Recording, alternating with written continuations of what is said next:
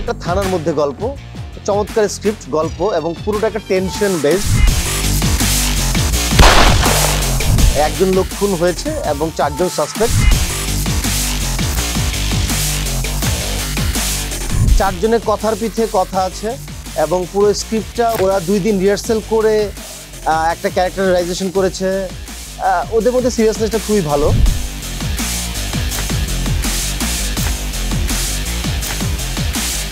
তো আমরা থানার একটা বড় সেট করেছি এখানে। রাত এখন 12টা বাজে, শুটিং চলছে। আজকে সারা রাত শ্যুট হবে, যেহেতু এটা পুরো রাতের গল্প।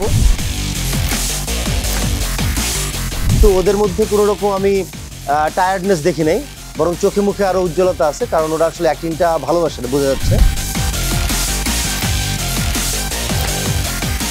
এবং এটাও একটা খুব ইন্টারেস্টিং গল্প হতে যাচ্ছে। দর্শক এবং জাজরা দেখে বিচার করবেন। গাজী গ্যাস স্টোভ রান্নায় আনে শিল্পের ছোঁয়া।